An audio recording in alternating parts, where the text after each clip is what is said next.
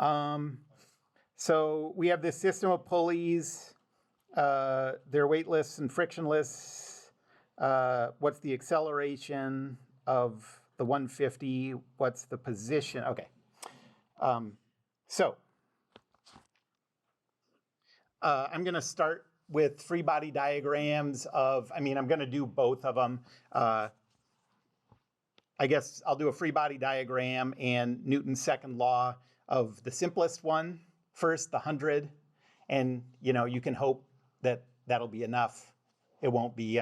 You can imagine it won't be, because if you made this a different mass, everything would change in the motion. Okay, so free body diagram of the 100.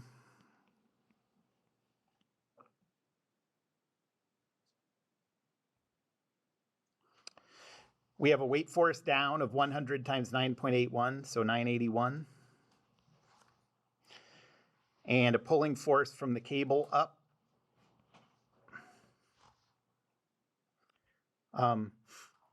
And so Newton's second law says 0t plus 0 negative 981 is equal to the mass times the acceleration. And so we have to think about what kind of acceleration, what kind of motion we have. In this case, we know that it's moving along the x-axis. Y-axis. Yes, y-axis, up and down. So I'm going to put this as 0a. And like always, no matter which direction this is going to move, as long as we can narrow it down to an axis, the sign will work out on its own. Okay, so this is it. Obviously, the x equation isn't useful to us. That just says 0 equals 0. The equation that's useful to us says t, I'll rearrange it, minus 100a is equal to 981.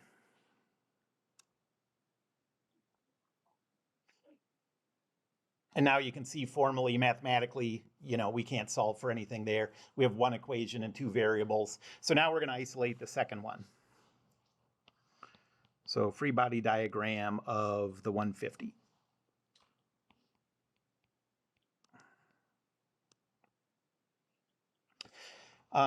And what I'm going to isolate is, I'll put a red line around it. I'm going to take all of this. Okay. So notice that includes part of the cable that goes underneath the pulley. Okay. This is the kind of case where you can see the usefulness of drawing a closed outline so that you can be very clear about what's the boundary between what's in and what's out. Okay. Any questions about why I chose that? I guess the answer to why I chose it maybe will show up once we see what variables are involved. Could you combine those two tension forces coming out of the pulley in 2T off the one? Yeah, we will do that. But for now, let's just do it like this and just go through the steps. We're going to apply the weight force, and then we're going to go around the boundary and look for contact with the boundary. Okay. So let's see. My free body looks something like Batman symbol, and then the mass. The weight is 150 times 9.81, so 1471.5. And then go around the boundary and look for where the surroundings make contact. And there's only two places. There's the cable touching our included part of the cable here, and the cable touching our included part of the cable here. And so we have a T like that and a T like that. Any questions about that? So, things would get complicated if I had included, what if I what if I only included the pulley and not the cable that goes underneath here, you know? Then we have the, like we have where the cable is leaving the pulley here and here. And we also have contact with the cable and the pulley down here. Things get really complicated. But if you include that little piece of the cable that goes underneath the pulley, everything's super simple. Okay, so Newton's second law for this one says 0, negative 1471.5 plus 0t plus 0t is equal to the mass times the acceleration. And now we have to think about the acceleration. Yep. So what about the small cable in between the pulley and the one supposed to be the mass? Since that's all inside our system, those are all internal loads. So remember that all you need to ever do is apply the weight force and then find the places where your boundary contacts the surroundings. Okay? Since nothing's happening at the boundary around here, you don't have to include anything. Yep. And so if this pulley had weight and had friction, it would be a lot more complicated to include it, right? Because we'd have to add the weight of the pulley. Yeah, you'd have to include the weight of the pulley, and you'd have to include rigid body analysis of the pulley, which we haven't gotten to yet. But we'll do that kind of stuff. Yes, it will. It gets a lot more complicated. Yep. The weight wouldn't be complicated. The thing that makes having mass of this pulley complicated isn't the weight of it. It's the moment of inertia of it and dealing with the rigid body motion. Okay, so now we have to think about the acceleration. And this is the part where we have to say, okay, for our first body to move in its positive direction 1 inch, okay, where does the second body have to move? Okay, so if this goes 1 inch in the positive y, this does have to go down. The thing here is, unlike simpler cases, this one doesn't go down 1 inch. Okay? Because for this to go up 1 inch, you can think of this part of the cable getting 1 inch shorter. Where does that 1 inch go to the rest of the cable? Half an inch of it goes here, and half of an inch of it goes here. Okay? So if this thing goes up 1 inch, this thing goes down half an inch. Yep. So I understand that the position has that relation to it, and that the rate of change position has that. But how do we extend that to acceleration? Yeah. Well, I mean, it's just time derivatives. So the kind of quick, easy way to think of it is, if you think of this going an inch in its positive direction, the sign and the coefficient that this one moves tells you the sign and the coefficient of the acceleration of that A. Okay, so this one going up an inch means this one goes down half an inch. So we're just going to call the y component of this acceleration negative 1/2 A. Okay, it's just a nice simple way to think about it. And it just comes from the fact that it's just derivatives, and derivatives are linear operators, you know? So if you take a time derivative of 1/2 p, you know, then you get 1/2 v, you get 1/2 a.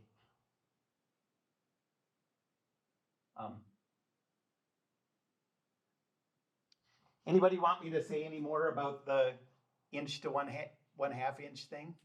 Or do you see what I'm talking about there? Can you see how, so for this stretch of cable to lose an inch, this one has to gain half an inch, and this one has to gain half an inch. Which means together, this thing moves down half an inch. Okay? Yep. So I just chose for my right, when I solved it, I used the 150 kilograms, and I said that it was just a regular zero acceleration, and then I chose the 100 kilogram to be the -2 alpha. -2, yeah, that works fine too. Okay. Isn't It just depends which body you do first, you know. I did this one first because I was hoping against hope that we'd be done after that, but we weren't. But if you chose this one, you'd say, okay, now if this one goes an inch in its positive direction, that's an inch here and an inch here. And both of those 2 inches get added to this. So this would be -2 inches. And it all works out the exact same way. You get a different A value, but the meaning in acceleration vectors ends up being the same.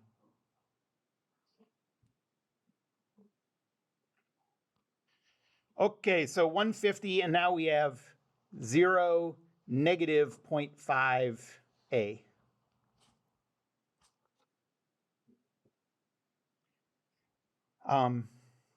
And so this says 2t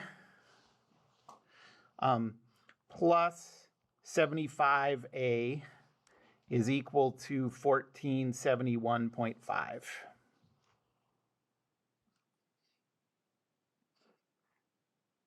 And now that's just a simple system of equations to solve. The people who took statics from me, you're very used to this.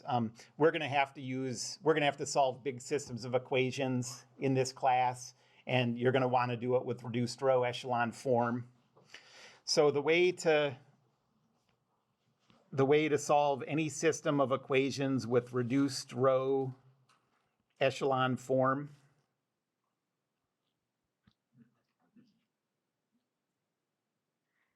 on your calculator, it's going to be called RREF. And the first step is you're going to come up with the augmented matrix.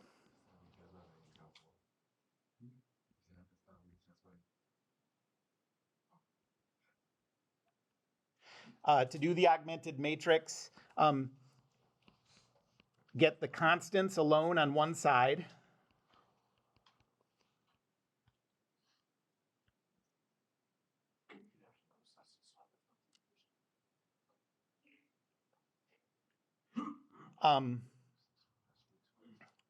Choose an order for your variables.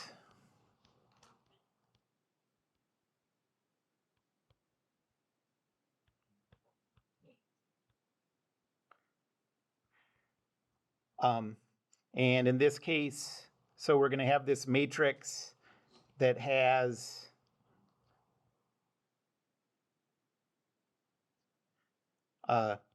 two rows. Those 2 rows represent the 2 equations. And 3 columns. Those columns represent your variables and the constants. So I'm going to call my first variable t, my second variable a, and my third column is going to be the constants. And now I'll just put those in here. So the first equation, how many t's do I have? 1.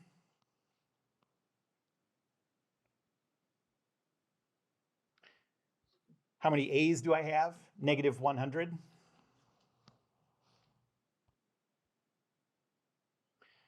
And the constants that have to be alone on one side of the equation, I have 981.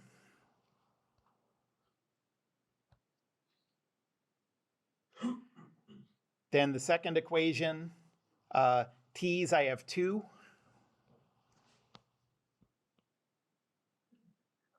A's, I have +75. And constants, I have 1471.5.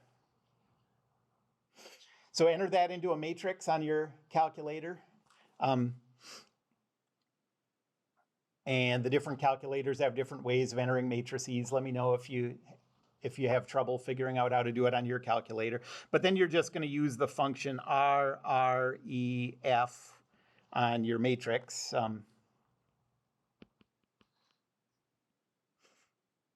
And it's always going to give you back a matrix of the same size.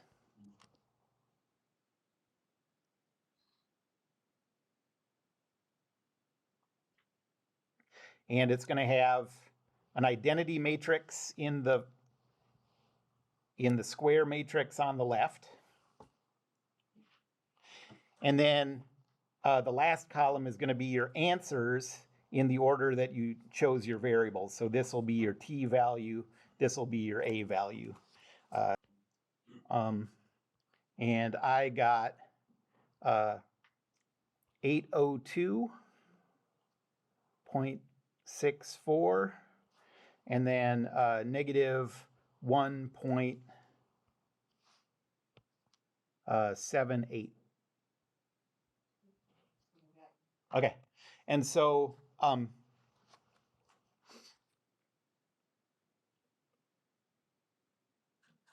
what this says is if our A value is this, now you can go back up to, we've already represented our accelerations of these two bodies. This is the acceleration of one of them, and this is the acceleration of the other one. We can just plug that A value into those to find out the acceleration of each body. Okay, so this question is asking for the acceleration of the 150. So the acceleration vector of the 150 is 0, negative 0.5a,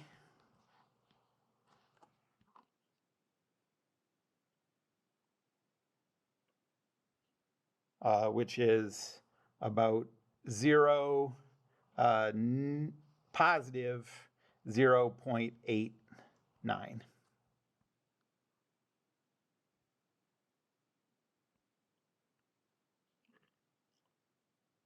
Okay, so what I don't want to lose track of in all the math and following all the steps and stuff is what this is saying.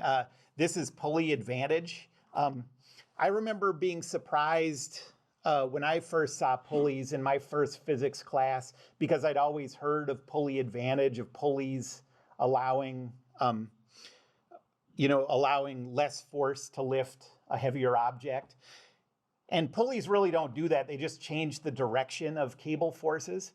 But if you rig them up in a very specific way, you can get this effect where a smaller force can support a bigger weight or whatever. And this is it. So what we have here is a bigger weight and a smaller weight, and yet that smaller weight is lifting the bigger weight, just because of the way this pulley system is rigged up. And this approach is used in block and tackles that are used in all sorts, any kind of place where you're lifting really heavy things, shipyards, train yards, stuff like that. People use this approach so that they can use a smaller force to lift a bigger weight.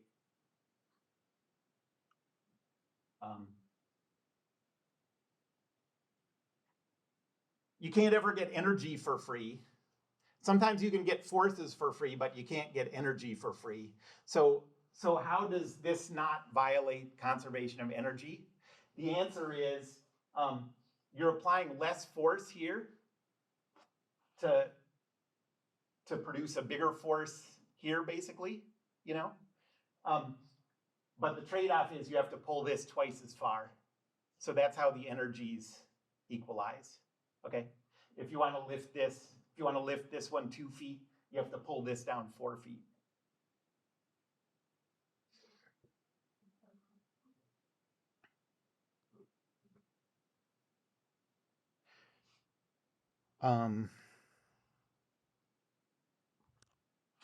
Okay, any last questions on that one before I go on to the next one? It might be easier to just continue the problem with 7 on this one, since it's just adding in an additional Yeah, acceleration. that's true. Okay, so this one is cool. There's no denying that.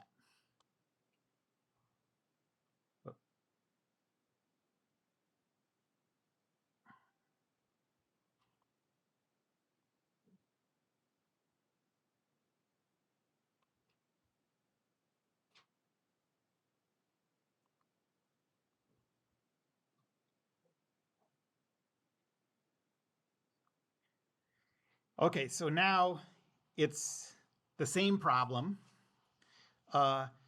except that this is happening on an elevator.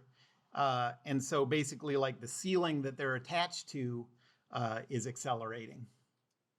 And so you have to go through this process again to calculate the accelerations of each of these two things.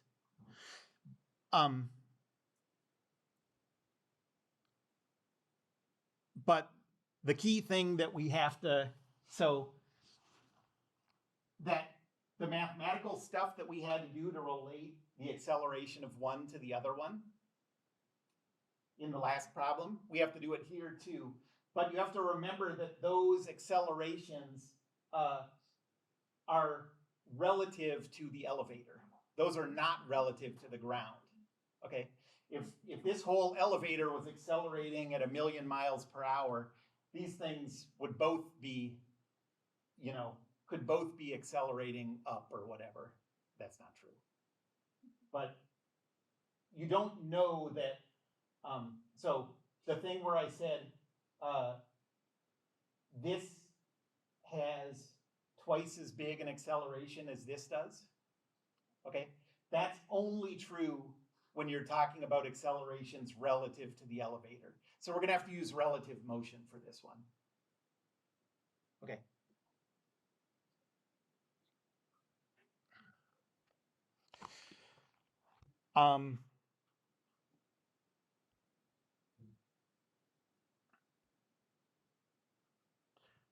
Okay, so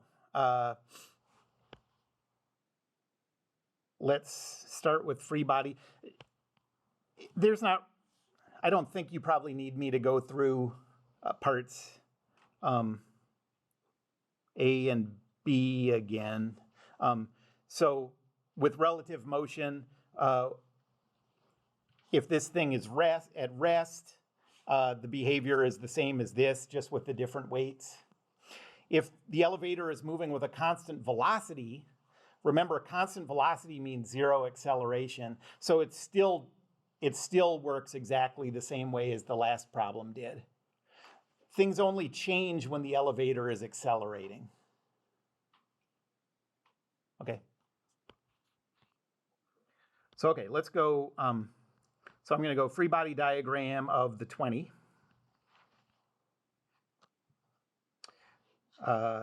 And again, I'm going to isolate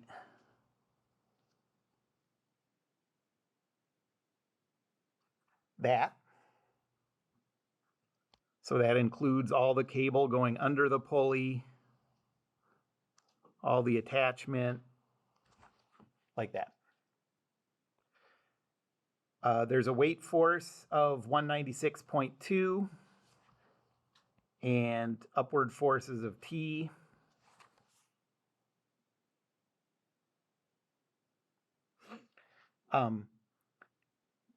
And Newton's second law says that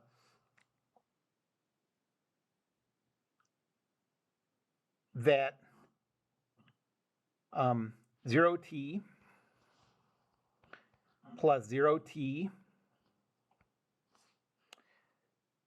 plus 0, negative 196.2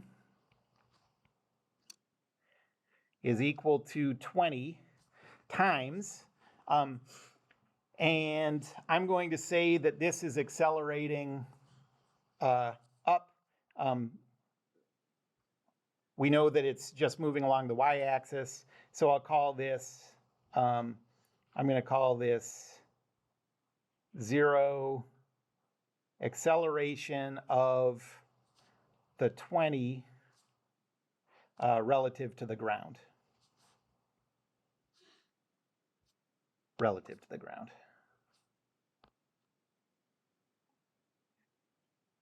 Okay. When you use Newton's second law, you have to be doing accelerations relative to the ground. It has to be an inertial coordinate system.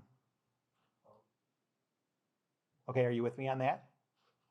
And I'm making that distinction here because eventually we're going to start talking about the accelerations of these things relative to the elevator too. Yep. Since the elevator is an inertial coordinate system for the like in A and B. Right. We could say A of 20 relative to the elevator. Yes, exactly. So you don't have to mess with any relative motion equations, exactly like you said, because the elevator is inertial. So we only have one view we have to take. But when the elevator stops being inertial, then we're going to have to deal with the relative motion equations. By the way, what about the fact that, so I keep saying we do everything relative to the ground because we need an inertial reference frame. But I think you all are aware that, you know, the ground is not really an inertial reference frame because it's spinning and moving around the sun. So what's the deal with that? The deal is that unless you have very, very sensitive equipment, Earth is close, very close to being an inertial reference system. And when we get to doing calculations in rotating coordinate systems, we'll actually be able to do that, do the calculation to see how far we are from an inertial coordinate system, how much our acceleration calculations are screwed up by the rotation of the Earth. And it's something like 0.00 something meters per second squared, a very small contribution from the rotation of the Earth. And then it's a smaller contribution from the moving around the sun, and then a smaller contribution from the sun moving around, you know. Is it like how sine of x is x for a small enough angle where the radius of the planet and the... It all has to do with angular velocities of the coordinate system, and those angular velocities get smaller and smaller. That's why. But we'll see it later. Okay, so we have this, and that gives us our first equation that says 2t minus 20 times the acceleration of 20 relative to the ground is equal to 196.2.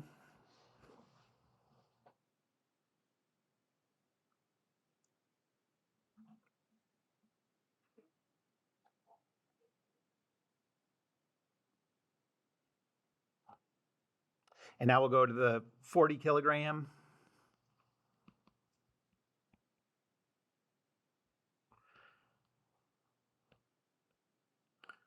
We have a weight down of 392.4 and a cable tension of T up. And Newton's second law says 0t plus 0 negative 392.4 is equal to 40 times. So now we're talking about these absolute accelerations and we don't know a relationship between them. So I'm going to just put this in as 0, a 40 relative to the ground.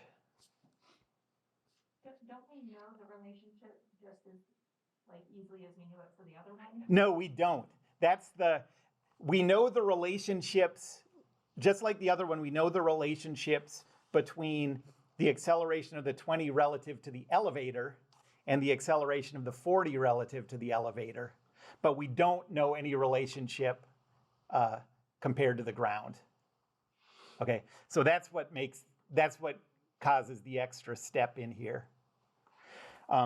And so this gives us T minus 40A, 40 relative to ground, is equal to 392.4.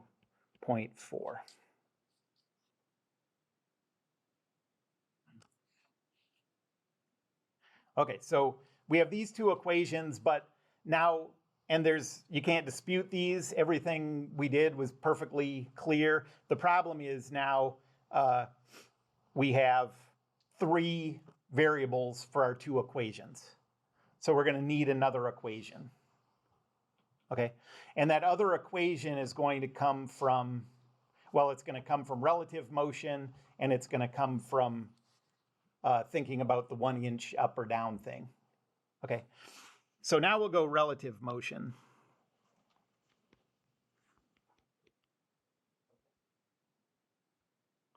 So relative motion says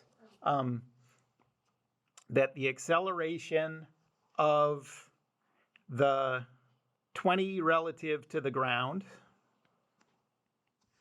is equal to the acceleration of the 20 relative to the elevator plus the acceleration of the elevator relative to the ground.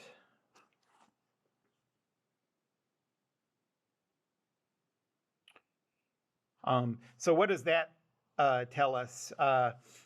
So we can write this as the acceleration of the 20 relative to the ground is equal to the acceleration of the 20 relative to the elevator plus, what's the acceleration of the elevator relative to the ground? That's what's given in this problem. So we're on part C. The elevator is accelerating up at 2. And so this is equal to 0, positive 2. Okay, so we can write this as 0, A, 20, G is equal to 0, A, 20, E. And I'll just add them right here, so this is plus 2.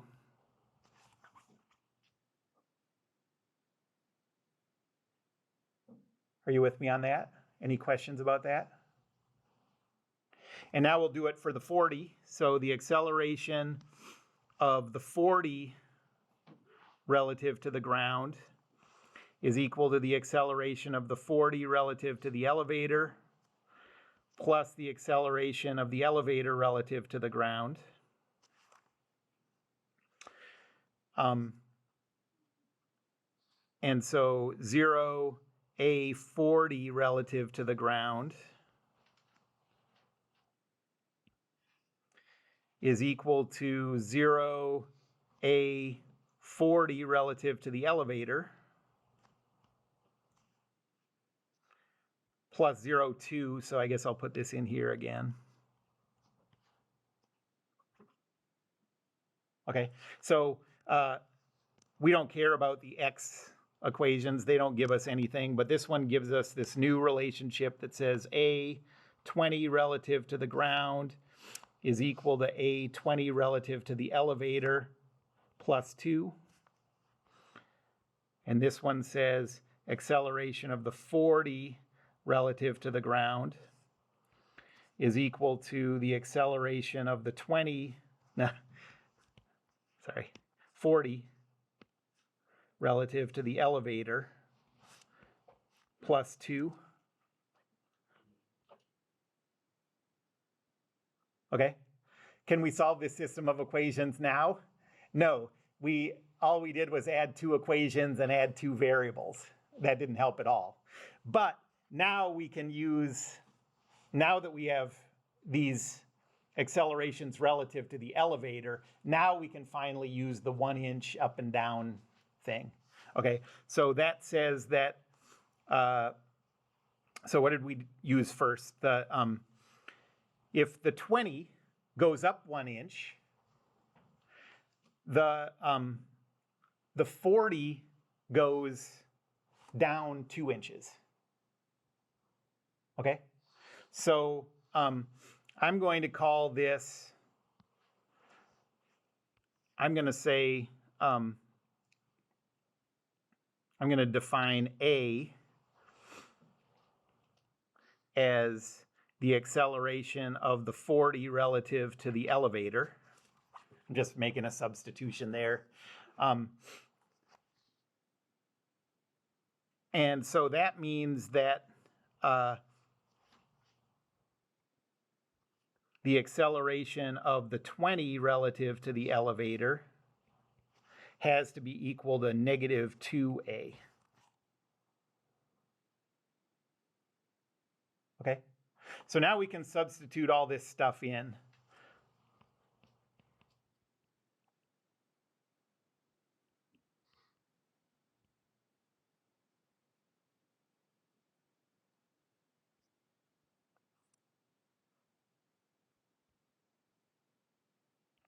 Okay, so what do we have? Our first equation is this one, and I'm going to replace it with, so that, well, let me start writing it. So our first one says 2t, then minus, Would it be negative 1/2 a? If we had half the. this time I went the other direction. I did this one first. And so this time, if this one goes up an inch, this has to go down 2 inches. Last time I did this one first. And so if it went up 1 inch, this would have to go down 1/2 inch. Either way, the one connected to 2 cables moves less than the one connected to 1 cable. Wouldn't it still be the other way around though? Because 40 would have to go -2 times the distance of 20 travels. Let's see. Did I do it backwards?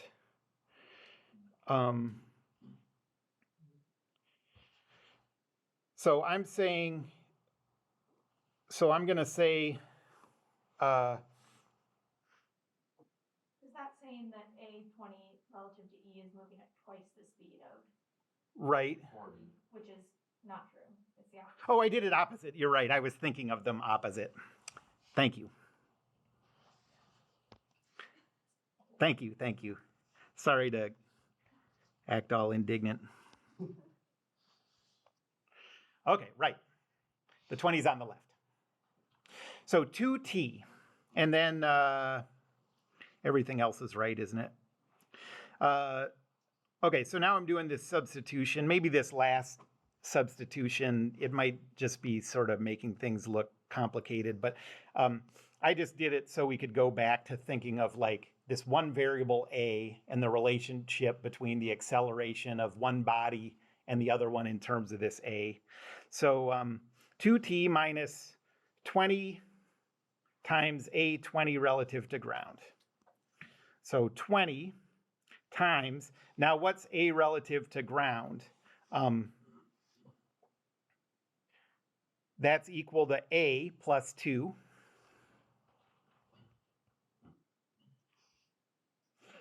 And this is all equal to 196.2.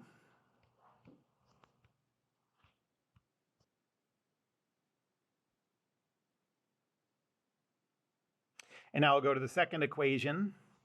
So t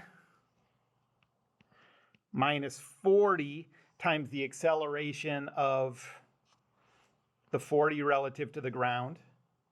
And that is A40 relative to elevator plus 2, which is an A40 relative to elevator is negative 2A. So this is negative 2A plus 2. And that's equal to 392.4.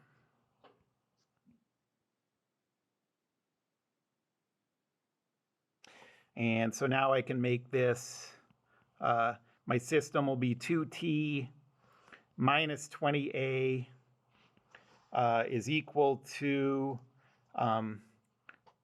216.2. Nope. 232.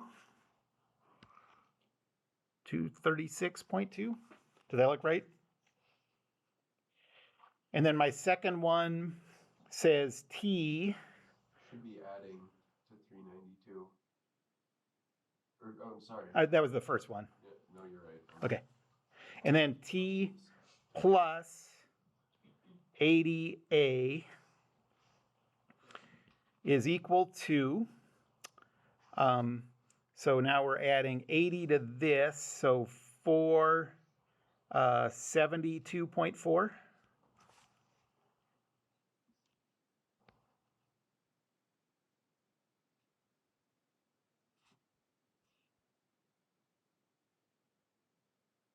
That's too many.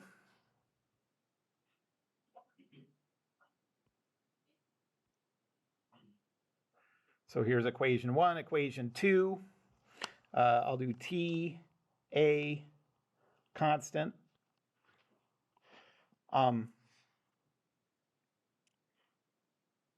And so for the first equation, we have 2 T's, negative 20 A's, and a constant of 236.2. For the second one, we have 1 T, positive 80 A, 472.4.